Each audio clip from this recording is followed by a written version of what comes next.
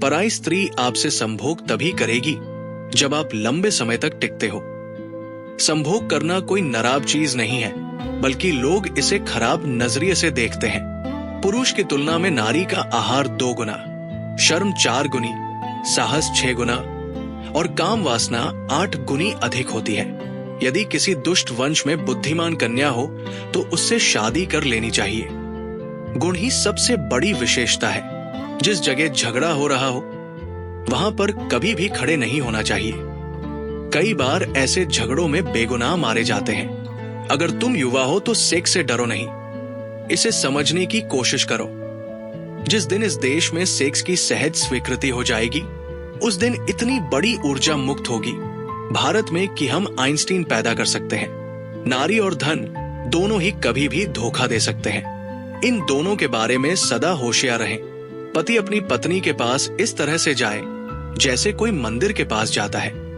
पत्नी अपने पति के पास ऐसे जाए जैसे कोई परमात्मा के पास जाता है, क्योंकि जब 2 प्रेमी संभोग करते हैं तो वास्तव में वे परमात्मा के मंदिर से ही गुजरते हैं। इस दुनिया में अधिकतर युद्ध, दुर्घटनाएं केवल नारी के ही कारण हुई है।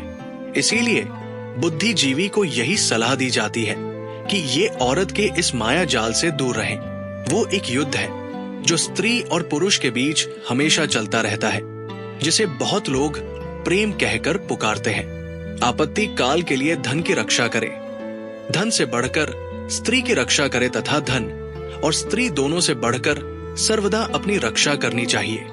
चिंता करने से रोग बढ़ते हैं, दूध पीने से शरीर बढ़ता है, घी से वीर्य बनता है, मांस खाने से मांस बढ़ता है। ये प्रकृति की देन है।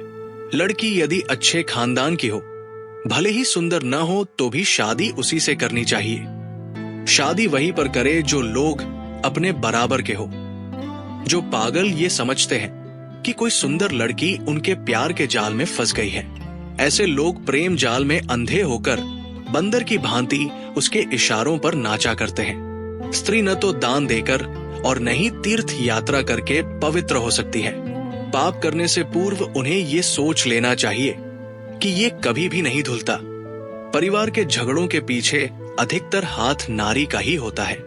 इसलिए बुद्धिमान पुरुषों को ये सोच लेना चाहिए कि केवल औरत के पीछे लड़ने झगड़ने का कोई लाभ नहीं। व्यक्ति को अपने से बड़े व धनवान के साथ मित्रता कभी नहीं करनी चाहिए। ऐसी मित्रता से कभी सुख नहीं मिलता।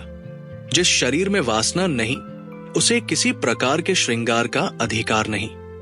आपको कौन सा विचार सबसे अच्छा लगा कमेंट में जरूर बताएं। और हाँ, आप इस चैनल गुरु कोट्स को सब्सक्राइब करना कैसे भूल सकते हैं।